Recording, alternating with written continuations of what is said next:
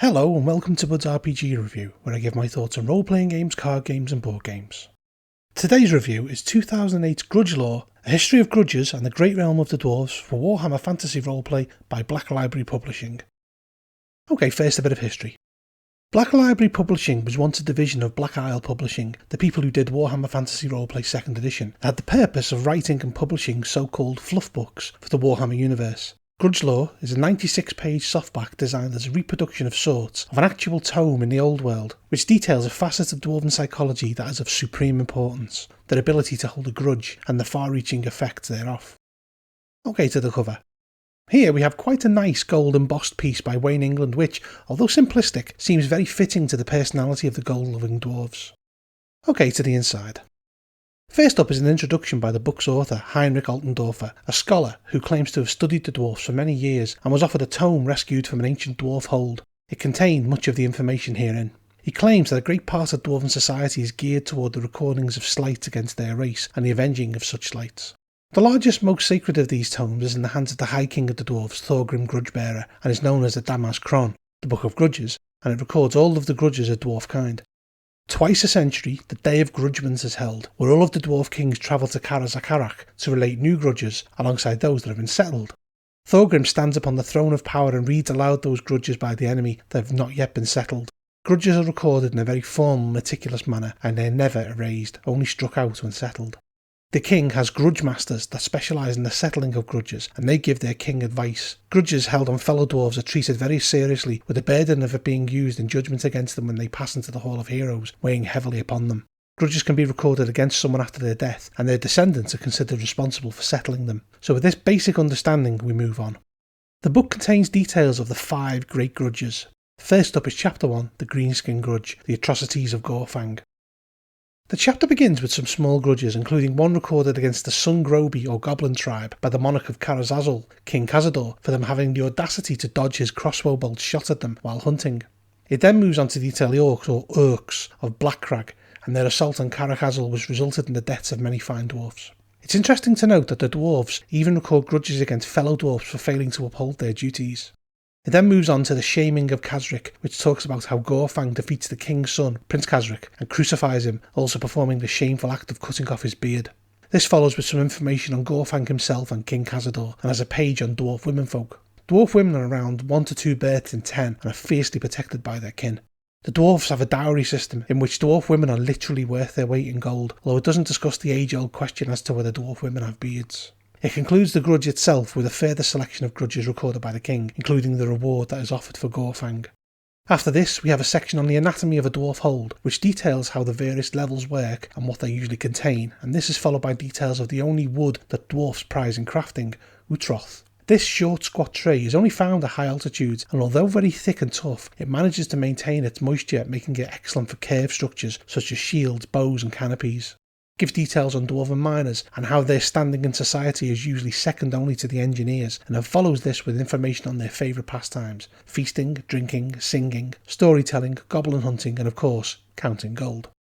After this it discusses the very well respected Longbeards, those dwarves that are so old and experienced that their beards touch the floor, and then gives some information on dwarf guilds. Finally, the chapter concludes with information on beer and brewmasters, which talks about the importance of beer to dwarves, and gives names of some of their brews such as Thengeln's Golden Preserve, Durgrun's Hellfire, Old Fortitude and One Finger's Tar Drop. Next up is the second grudge, the Dragon Grudge, the Ravages of Mordrak. This chapter begins with some discussion on how much dwarves and dragons actually have in common. They're both ancient races who tend to live deep under mountains and who both love gold. Tenuous I feel, but I see the point. It talks about their ancient enmity and how the dwarves view them as such formidable opponents, that they are often sought out by members of the Slayer cult in their quest to meet a worthy end. So ancient is this enmity, that the dwarf runesmiths created the Master Rune of Dragon Slaying with the specific purpose of defeating them, and the Rune of the Furnace to protect against the ravages of their fire. The slaying of a dragon is considered by the dwarves to be a great achievement. Following this we have some information on dwarf reckoners, dwarves who specialise in mitigating grudges between clans and holds, and then it moves on to a few smaller grudges concerning fellow dwarves and then talks about ironbreakers. These are the dwarves tasked with watching and defending the Underancor, the underground network of tunnels that once ran the breadth of the empire. These dwarfs wear armour of the strongest metal known, Gromril. It then discusses the relationship dwarfs have with gold, including discussion about the various words a dwarf have for gold. As you'd probably expect, it borders on obsession with them. After this we have the grudge itself. It gives the tale of the discovery of Mordrak's lair and the annihilation of those dwarves that met the dragon. This includes actual accounts by survivors. This culminated in the dwarf Kulrik Kasnagar taking the Slayer's Oath and the awakening of the great rune weapon Drakaz Treng. It follows with the saga of Kulrik Kasnagar, which details his self-sacrificing defeat of Mordrak, where the cave was collapsed on his instruction and both him, the dragon, and Drakaz Treng were entombed. We have some further information on the Slayer cult. One of the most fascinating things in Warhammer to me has been dwarf slayers, and it's great to see some information on them. After this we have a piece on Ungrim Ironfist, the Slayer King of Karak Kadron, who took the Slayer Oath due to an unfulfilled vow by his ancestor King Baragor. Finally, this chapter finishes with some discussion on dwarf kings and their wealth. Chapter 3 is perhaps the most well known of all grudges, the Elf Grudge. This is the oldest of all the grudges and was recorded by the High King of the time, Gotrek Starbreaker. Here we have details of the War of Vengeance, or as it was more commonly known, the War of the Beard, which began with an incident whereby a dwarf ambassador was humiliated by the elves and sent home with his beard shaved. This bitter conflict lasted around 400 years. Here it details a very important artefact, the Throne of Power. This is where the High King sits, and it is carried into battle by 4 bearers, where he reads aloud from the Damaz Kron, which inspires and enrages his dwarf kin. The throne itself is virtually indestructible, as it is inscribed with Azamar, the Rune of Eternity, of which only one can exist at any time due to its potency. It then goes on to detail various points in the War of Vengeance, including the Siege of Tor Alessi, and some information on dwarf siege tactics. We have further details of the war, including Doom of Imladric, which had Karazakarak assaulted twice by the elves, the destruction of Athel Maria, and the final siege of Tor Alessi, in which the dwarves brought out 3 anvils of doom which devastated the city.